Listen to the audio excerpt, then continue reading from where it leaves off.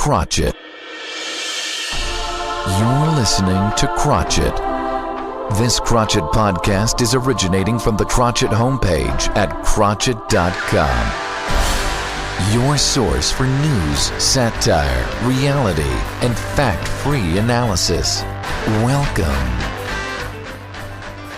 Welcome, everyone, to another episode of the Krotchett Podcast.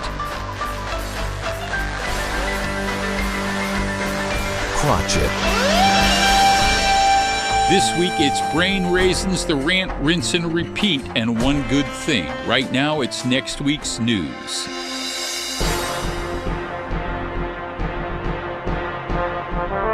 Coming up, next week's news. A Krotchett look at the inevitable mess this week's news will create for next week.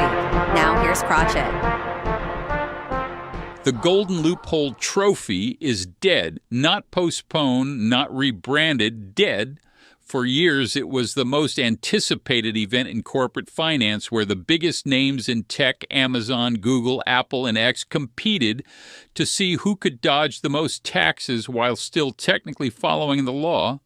It was a spectacle, a game of intellectual parkour, a place where accountants, lobbyists, and lawyers all came together in an elite underground tournament to prove who could outmaneuver the IRS without breaking a single rule.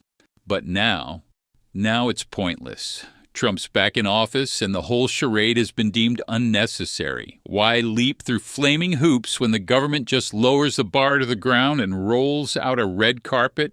It's a tradition that died in broad daylight.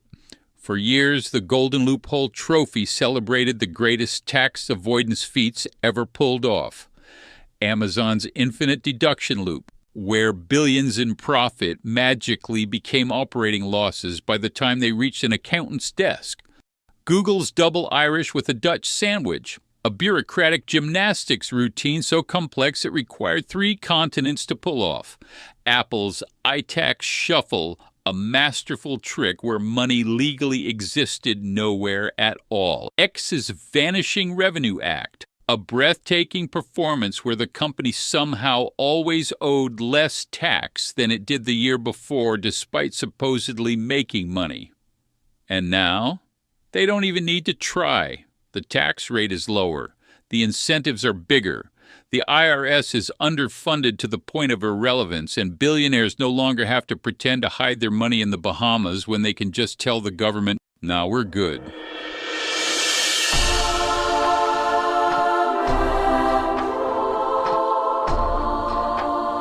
You're listening to Krotchett. Hey folks, this is Krotchett. Don't waste any time. Get over to Krotchett.com and take a peek at the MAGA dictionary we've put together for you. It doesn't cost anything, and you'll become so enlightened by the new political knowledge you'll receive that you'll either join a protest or a monastery. Check it out at Krotchett.com. That's Krotchett with a K, so see you there.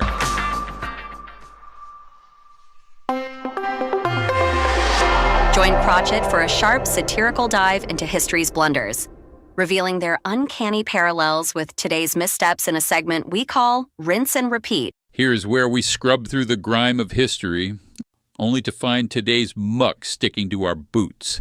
Today, we're diving into the murky waters of governmental indecision, economic fiascos, and the uncanny ability of leaders to repeat the blunders of yesteryear. Picture this.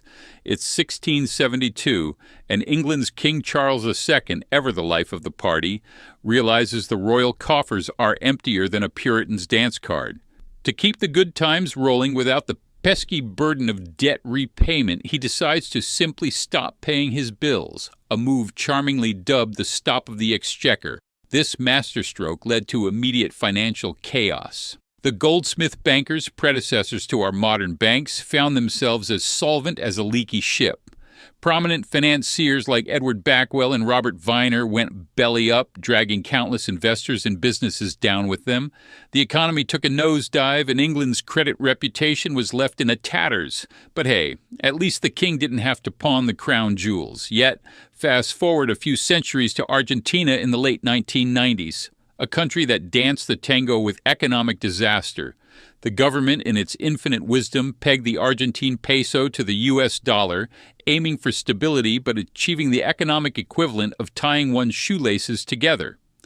Canadian timber now, let's swivel our skeptical eye to the present, where history doesn't just rhyme, it plagiarizes. President Donald Trump, in a display of policy acrobatics that would make a gymnast dizzy, has once again flip-flopped on tariffs. Just days ago, he imposed a 25% tariff on imports from Canada and Mexico, only to reverse the decision faster than you can say NAFTA. Businesses and investors are left clutching their balance sheets, bewildered by the administration's erratic trade policies. One day it's tariffs on steel and aluminum. The next it's a sudden exemption.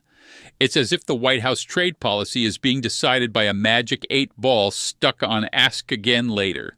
This unpredictability has led to market volatility, with the S&P 500 taking a nearly 2% tumble, a financial roller coaster ride no one queued up for.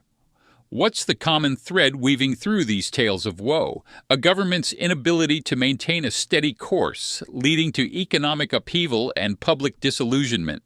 Whether it's a 17th century monarch dodging debts, a South American nation waltzing into default, or a contemporary leader treating trade policy like a game of hopscotch, the result is the same: instability, uncertainty, and a populace left holding the bag. So as we rinse and repeat through the annals of history, remember this: the more things change, the more our leaders find creative ways to trip over the same old mistakes. Until next time, keep your skeptical glasses polished and your sense of humor intact. Krotchett. Time now for Brain Raisins, where Krotchett takes aim at his little world of shriveled logic. Because if his old brain can spot stupidity almost anywhere, it begs the question, what's everyone else's excuse? In an unprecedented move, Hollywood studios announced a complete industry shutdown today, citing their inability to compete with the sheer absurdity of reality. "We surrender," said Warner Brothers executive Sandra Helms in a press conference outside a shuttered studio lot. "We thought we could outdo fiction, but after last night's Trump speech, the Elon Musk-induced diplomatic crisis, and whatever we're calling the latest tariff roulette, it's clear we're amateurs." The speech in question, delivered by President Donald Trump from a golden lectern in Mar-a-Lago, now officially designated as the Winter White House, set the tone for America's latest installment of Fever Dream, the presidency years. In a rambling 90-minute address, Trump claimed he had personally invented tariffs and called them the best thing to ever happen to America, until they weren't, and then they were again. He then congratulated himself on repealing his own tariffs, only to hint at reinstating them if it got a standing ovation. MAGA faithful, conditioned to cheer no matter what, did so enthusiastically. Meanwhile, Elon Musk, who has been alternating between dismantling critical infrastructure and launching NFTs of ancient ruins, accidentally or purposefully, it's hard to tell anymore, tampered with U.S. military satellite operations in Ukraine. Ukrainian President Volodymyr Zelensky, visibly exhausted, pleaded for global stability, asking, "Is there not a single adult left in the room?" Musk responded via X, formerly Twitter, now just a post-apocalyptic message board for conspiracy theorists, with "LOL, you mad, bro," and a meme of a Tesla Cybertruck photoshopped into Saving Private Ryan. "If I pitched that scene in a script, I'd be laughed out of the room," said screenwriter Mark Feldman, formerly of HBO's Succession. But now it's just the news. Adding to Hollywood's existential crisis, reports from Washington confirm that President Trump has reversed, then reinstated, then reversed again a set of executive orders concerning tariffs, environmental regulations, and the number of McDonald's Diet Coke machines allowed in government buildings. "They say consistency is a virtue," Trump told reporters, sipping from a golden big gulp cup labeled Presidential Seal, official beverage of the MAGA regime. "But I think it's much smarter to keep them guessing, keep them on their toes. Biden? Too sleepy? Me? I'm like a roller coaster. You never know when I'll pull the lever." The White House, now operating like a reality TV show without any editors, scrambled to explain the chaos. Press Secretary Kevin Sorbo, yes, that Kevin Sorbo, blamed deep state confusion and a lack of faith in our Lord, then pivoted to promoting his new movie, God's Not Woke 4, The Reckoning. Faced with this level of absurdity, Hollywood has thrown in the towel. There's no point anymore, said Netflix CEO Tim Harwood. How do we top a billionaire defunding his own satellites mid-war? A sitting U.S. president issuing executive orders like he's changing dinner reservations? We tried satire, but now satire is reality. With that, production on all scripted entertainment ceased, leaving Americans to rely solely on real-world news for their drama fix. Wake up.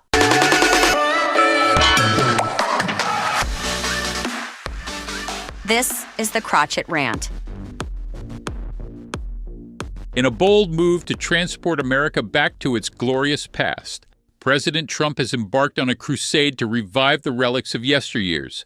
Gone are the days of progressive innovation.